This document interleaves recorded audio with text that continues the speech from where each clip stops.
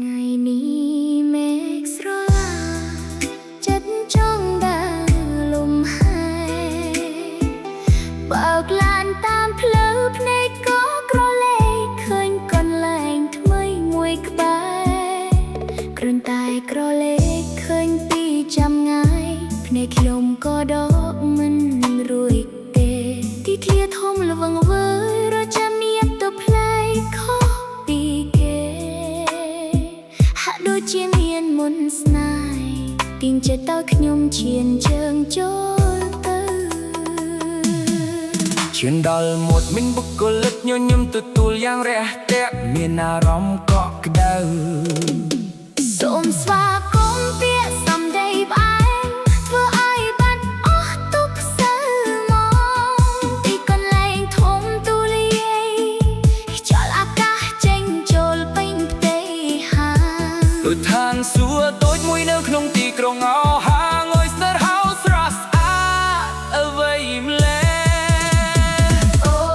ស្អាតខ្លាំងណាស់គ្រប់ជ្រុងទាំងអស់សុទ្ធតែជាប្លង់ថតរូបពន្លឺចែងចាំងចាំងចំទេពថាភាពធ្វើឲ្យខ្ញុំចង់ឈរមើលមិនចង់ឈប់កន្លែងនេះអាចថាកំបាំងសម្រស់សែនស្អាតថតមួយប៉ុស្តិ៍ទុកជាអនុស្សាវរីយ៍អ្នករៀបចំពិតជាមានគំនិតច្នៃប្រឌិតខ្ពស់មែនតើធ្វើឲ្យចិត្តបរិសុទ្ធអ្នកនេះរំភើបចង់នៅបន្តមិនចង់ទៅណាមិនថាដើរទៅឆ្វេងមិនថាដើរទៅស្ដាំមិនទាំងទស្សនីយភាពប្លែកចាក់ទុកក្នុងចិត្តជាចំណាំ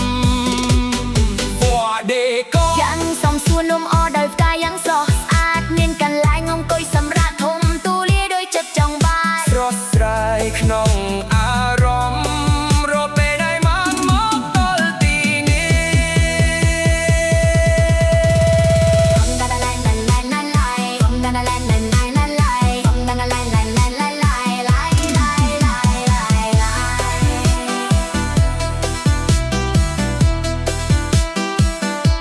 កន្លែងខ្លះស្អាតតែគ្មានភាពកក់ក្ដៅតែទីនេះខុសគ្នាទាំងសោភ័ណភាពនិងការទួលរាក់ទាក់ចេញពីបេះដូ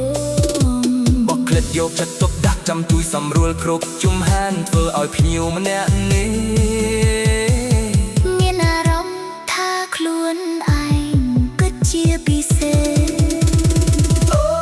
ស្អាតខ្លាំងណាស់គ្រប់ជ្រុងទាំងអស់សុទ្ធតែជាប្លង់ថតគ្រូពន្លឺចែងចាំងចាំទេពថាភាពធ្វើឲ្យខ្ញុំចង់ឈរមើលមិនចង់ឈប់កន្លែងនេះអាចថាកំបាំងសម្រស់ថតមួយប៉ុណ្ណា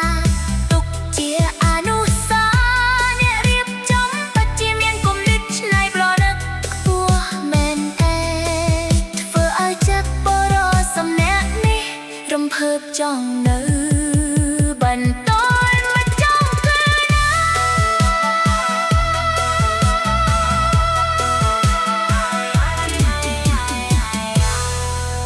ទូរស័ព្ទពេញដោយរូបភាពតែចិត្តនៅតែចង់ថតបន្តសញ្ញានឹងខ្លួនឯងថាថ្ងៃក្រោយនឹងមកកំដងទៀតមិនអោយខុសខានបានឡើយអរព្រមស្នាមញញឹមរាទាមិនទីកន្លែង